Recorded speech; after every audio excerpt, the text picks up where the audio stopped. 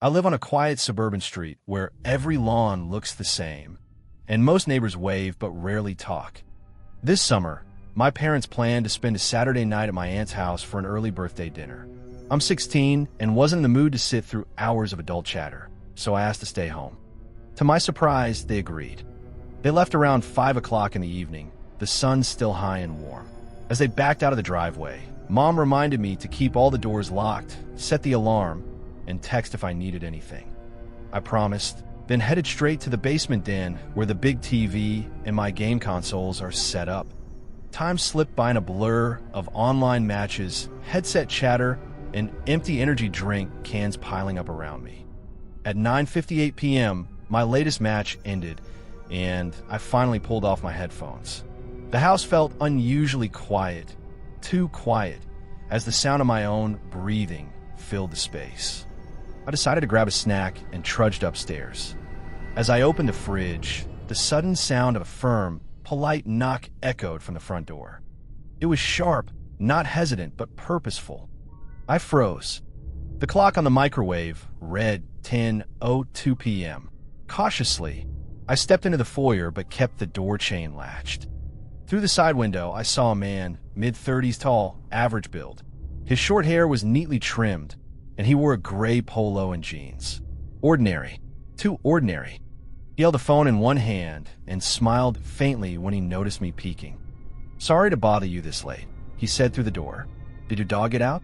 I found a brown lab running around 2 blocks down. I hesitated.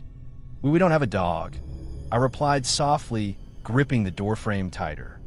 The man's smile stayed in place, but something about it felt stiff now. "Oh, are you sure?" he asked, leaning just slightly closer. "Kids in the neighborhood sometimes pet him.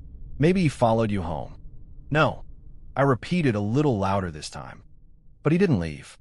Instead, he began asking questions, my last name, which neighbors owned similar dogs, and which backyard belonged to whom. Each question felt wrong, like he wasn't curious about the dog at all, but was mapping out the house. I tightened my grip on the deadbolt. "My parents will be back any minute," I lied, trying to keep my voice steady. The man's smile faltered. He slid his phone into his pocket, nodded once, and walked slowly down the driveway.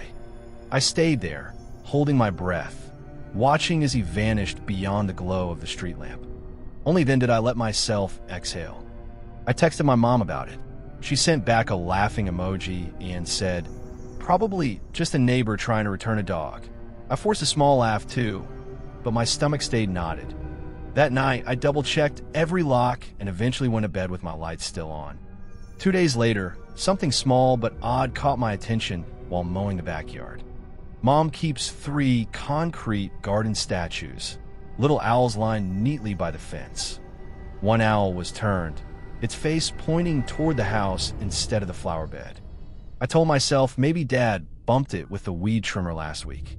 I straightened it and tried to forget about it. Another evening passed. My parents were working late, and twilight had given the street that golden-orange glow. Cicadas buzzed loudly in the trees. After finishing dinner and washing the dishes, I carried the trash bin to the curb. On my way back, I glanced toward the patio. The same owl statue was crooked again, but this time it sat closer to the house. It looked like it had been dragged. A chill crawled down the back of my neck. "Probably raccoons," I whispered to myself, or vibrations from the mower. Still, I gathered all 3 owl statues and carried them into the garage, setting them down carefully. I didn't want to see them again. Friday night arrived. My parents had tickets to a cousin's engagement party 2 towns over.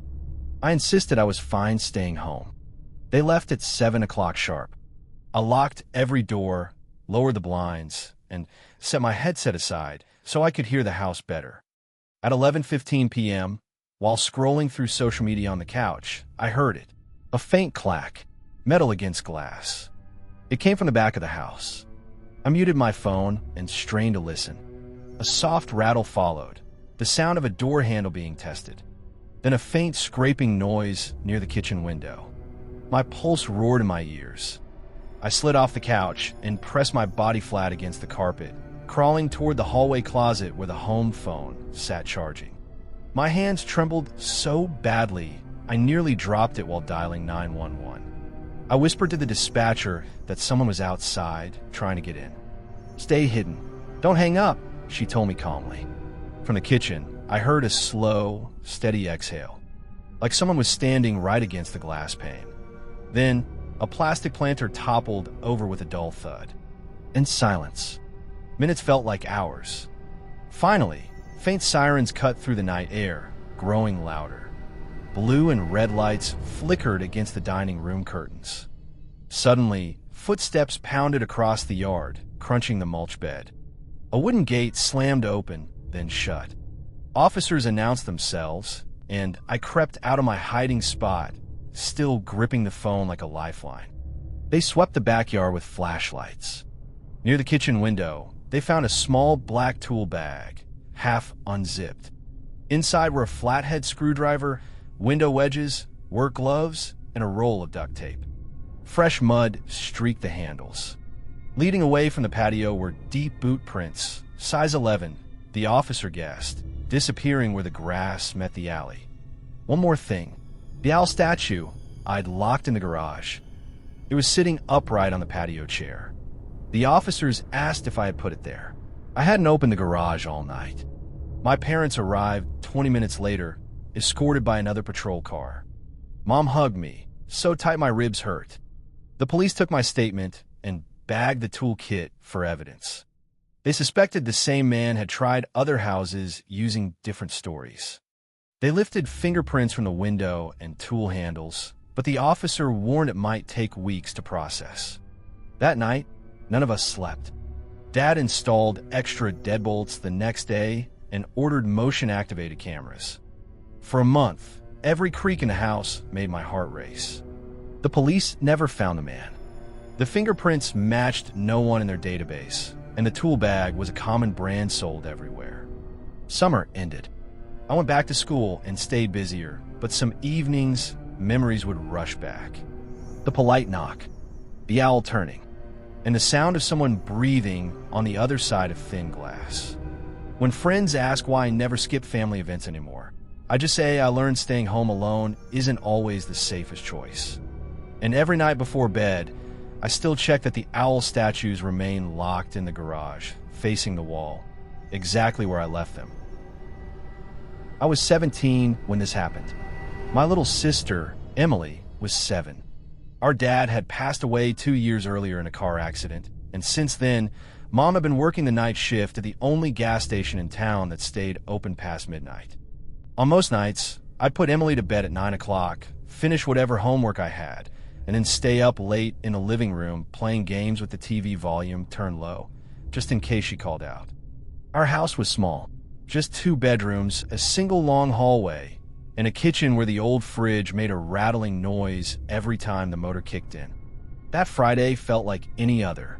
It was late October, not quite cold enough for snow yet, but the air had that damp, earthy smell like wet soil after fresh rain. Mom left around 10:15 that night.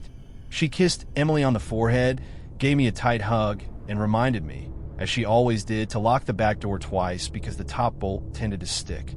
I watched her tail lights fade between the maple trees lining our street, and then turned both locks until I heard the solid click. I even gave the door handle a tug to be sure. A little after 11, I decided to turn off the game. I suddenly felt guilty about the sound carrying down the hall, so I lay down in my room, staring blankly at the ceiling for a while. From across the hall, I could hear the faint whir of Emily's nightlight as it projected slow-moving stars on her bedroom walls. I must have drifted off because the next sound shook me fully awake. Emily's voice, high and sharp, like the sudden pop of a balloon. "Alex," she screamed, then crying. I bolted upright and ran down the hallway, my heart pounding so hard it hurt. Her bedroom door was cracked open. The dim blue light of the spinning nightlight cast moving shapes across her dresser and toy chest. Emily sat upright in bed, clutching her blanket to her chin, her cheeks streaked with tears. She pointed a trembling finger toward the shadowed space beneath her bed frame. "There's someone under there," she whispered. He was looking at me. His face was wrong. I swallowed hard and flicked on the overhead light. The brightness felt jarring, almost too big for such a small room. Everything looked normal. The pink rug, the row of stuffed animals lined neatly on her shelf like sleepy little soldiers. I crouched beside the bed and lifted the edge of the quilt. Nothing. Just darkness and the faint smell of fabric softener from her sheets. "See," I said, forcing my voice to stay calm. "There's nobody there." But Emily didn't believe me.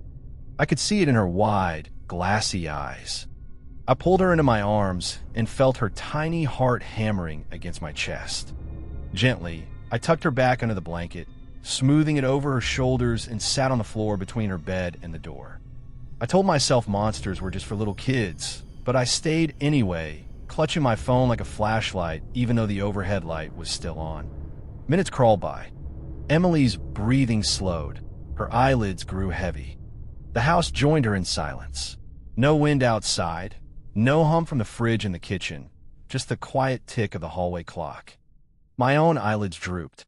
I set a silent timer on my phone for 20 minutes, promising myself I wouldn't fall asleep. When the phone buzzed in my pocket, I slipped it away and slowly stood up, careful not to wake her. I turned off the ceiling light, leaving only the spinning stars on her night light, and made my way back to my room. It was 12:40 a.m.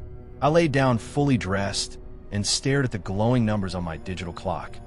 Outside, a lone car rolled past, its tires whispering against the damp asphalt. I closed my eyes. A dull thump yanked them open. It came from Emily's room. Solid, like something heavy shifting across the wooden floor. I held my breath, listening hard. Nothing. Then scrape. A slow dragging sound, soft like fabric brushing against wood. Every muscle in my body tensed. I reached for the aluminum baseball bat Dad had bought me in 8th grade. The hall felt colder now as I crept forward.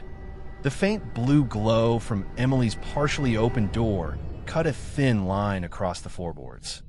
I stepped inside. Emily was still asleep, curled on her side, the blanket pulled tight around her shoulders. The bat felt heavy and stupid in my hand, but I crouched low anyway and lifted the quilt edge again. That's when I heard it, breathing, shallow, deliberate, close enough that I could taste metal in my mouth. I froze. For 3 long seconds, I stared into the black void beneath the bed. My brain screamed at me to turn on the flashlight, to swing, to do something. But my body wouldn't move. My knees shook, sweat trickled down my spine. Then, from under the mattress, I heard another faint inhale, slow and careful, as if it didn't want me to hear. I backed away, sat down in the hallway, my heart pounding so loud I was sure Emily would wake up and hear it. 2:06 a.m. Mom wouldn't be home until dawn. Calling her would only scare her and leave the gas station unattended. Calling the police? What if they came and found nothing? Mom couldn't handle more gossip about us in this small town. I bit my lip until it stung and decided to wait. Hours crawled by. Every creak of the house felt sharper, heavier. But no new sounds came from Emily's room. When the porch light flicked on at 5:12, I almost cried. Mom's keys rattled at the door. She stepped inside and saw my face, then the bat in my hands. "What happened?" she whispered. I didn't answer. Instead, I led her straight to Emily's room. Sunlight was creeping through the curtains now. Emily was awake, sitting up in bed, rubbing her eyes. "It's okay," I told her softly. "Mom's home." Together, Mom and I lifted the mattress. Nothing. Just shadow. But the wooden floor beneath the bed, it was smeared with streaks of dark, rich earth, the kind you only find deep in the woods, not the sandy soil around our house. Tiny bits of gravel dotted the grid, and a few dead pine needles lay crossed like little brown knives. The smell rising from the dirt was thick and damp, like wet leaves after a storm. Emily whispered, "See?" And then she began to cry again. Mom didn't ask more questions. She told us to pack a bag each and called Grandma on speaker while we shoved clothes and toothbrushes into our school backpacks. Grandma answered on the second ring and said yes before Mom could even finish explaining. By 6:10 a.m., We were in Mom's old Honda, the engine rattling as we pulled away from the house. I watched it shrink in the rearview mirror until the trees finally blocked my view. We never slept there again. Mom listed the house for sale the next month, and we moved into Grandma's spare bedrooms. The new place smelled like cinnamon and old books. Emily started laughing again during cartoons. Mom switched to day shifts only, and I tried to forget. I was 11, maybe 12, when I learned how quiet a small house can feel when you suddenly start to doubt you're alone. My family rented a plain brick house from the 1950s on a back road outside Valdosta, Georgia. It had 3 bedrooms, 1 bathroom, and maybe 1,000 square feet, if you counted every closet. The yard was flat and wide open, the kind of place where the cicadas made more noise than passing traffic. Mom worked evenings at a grocery store in town, and my stepdad drove a delivery truck on the night shift.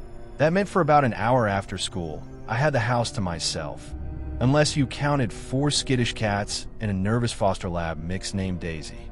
The cats never went downstairs to the daylight basement where Mom kept the washer and dryer.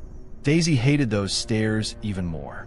If I even tried to coax her down, she'd plant her paws on the floor, pull back, and whine like her life depended on it. One Friday afternoon, I realized I needed clean gym shorts for Monday, so I grabbed a laundry basket and headed downstairs while I waited for Mom to get home. Music played through my cheap headphones as I sorted clothes in front of the open washer. The basement smelled faintly of bleach and damp carpet. I was leaning over the drum, tossing in socks, when a sharp sound cracked next to my left ear, exactly like someone snapping their fingers to get my attention. I jerked upright, smacking my elbow on the lid, and yanked the headphones off. The concrete floor, the paneled walls, the dusty treadmill in the corner, everything sat still. Empty. The cats were nowhere near. Daisy was surely upstairs on the couch, pretending she wasn't allowed on the furniture. But that snap, it had been loud, close, and deliberate. I stood frozen for what felt like forever, my heart thudding hard, before telling myself it must have been static from the headphones, or maybe 2 pieces of laundry sticking together and popping apart. I hit the start button on the machine and bolted upstairs, locking the basement door behind me. That night, I convinced myself it was nothing. But 2 weeks later, the real scare came. It was a Wednesday. School let out early for teacher workday, so the bus dropped me off at 1:30 on a bright, humid afternoon. The asphalt shimmered in the heat as I trudged up the gravel driveway, sweat sticking my polo shirt to my back.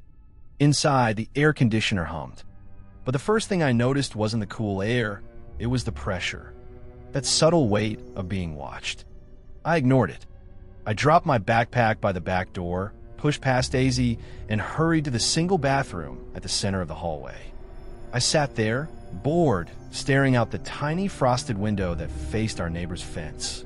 And then I heard it. Peanut. It was my mother's voice. Warm, casual, exactly the tone she used when dinner was ready. The sound floated down the hall from the far end, maybe 3 steps outside the bathroom door. Every muscle in my body locked. Mom wasn't due home until 4:30. No one else had a key, and this house was too small for echoes or tricks of distance. Someone was close enough to know the nickname that only my parents used. I held my breath, waiting, praying I had imagined it. But the silence that followed wasn't comforting. It felt heavy, watchful. Sweat prickled on my skin, and not from the heat.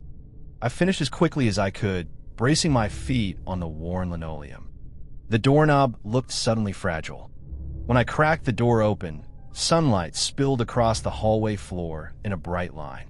1 bedroom to my left, another to my right, the linen closet straight ahead. "Mom," I whispered. Nothing. Daisy stood in the kitchen doorway, ears pinned back, tail stiff. None of the cats were in sight. I forced myself to step out and check each room. Mom's bedroom. The bed was unmade, dresser drawers shut tight. Nothing under the bed except dust bunnies. My room. Posters on the wall, math book open on the desk, laundry piled in the corner. No one there. The 3rd bedroom. We called it the storage room. Boxes. Christmas decorations. The old rocking chair that nobody used anymore. Empty. Still, I couldn't shake the sensation that the air was wrong. The living room felt off balance somehow, as if something unseen had just shifted before I walked in. Daisy began pacing in circles near the back door. I grabbed her collar and stepped outside, pulling the door shut behind us with a soft click. We sat on the concrete slab of the carport for nearly 3 hours. Cicadas screamed in the trees. A neighbor drove by in his pickup, gave me a nod, and kept going. Daisy pressed against my leg the whole time, panting hard even though we were in the shade. When Mom's old sedan finally pulled into the drive, I burst into tears before I even realized I was crying. Mom ran over, thinking I was hurt. Between sobs, I told her what I'd heard. She walked the house with me, opening every closet, even tapping the crawl space hatch under the hallway rug. Nothing. No broken locks. No footprints in the dusty basement. The washer load I'd started 2 weeks earlier was still sitting there, mildewing. I hadn't gone back down for it. Mom tried to sound firm. "Sweetheart, you probably heard the TV next door through the bathroom vent," she said. Or maybe the plumbing echoed weird. She hugged me, and I wanted so badly to believe her. That night, I lay in bed with the door cracked just enough for Daisy to come and go. The house wasn't truly silent. Pipes ticked, the fridge kicked on, the water heater groaned in the distance. But every sound carried weight now, as if someone was whispering words just under their breath inside the walls. I left the lamp on until dawn. The months that followed were quiet, at least on the surface. But every time I used that hallway bathroom, I felt watched. I started timing my showers for when someone else was home. I kept the radio blaring loud on the counter. The cats still wouldn't go near the basement stairs. And Daisy still growled whenever she stood at the top step, staring down into the shadows. We never figured out why. Years later, long after we'd moved and my parents divorced, I asked Mom if she remembered that day. She frowned, thinking hard, and then said quietly, "You know, right after we checked the house, I noticed the hall closet door was cracked open. I thought you had already looked there." She shrugged. It was probably nothing, but the way she avoided my eyes told me she never really found a good reason either. I'm grown now, living hundreds of miles away. Yet sometimes, in the stillness of my apartment, a faint and familiar voice slips through a half-closed door. It always says the same nickname, always in that gentle tone meant for a child. I freeze, heart pounding, and listen until the silence convinces me it's safe to move again. I remind myself houses settle, plumbing echoes, memories play tricks. Then I leave the room, even if it means coming back later to finish whatever I was doing. Because once you hear your name spoken by someone who cannot be there, you never again feel entirely alone in a quiet place.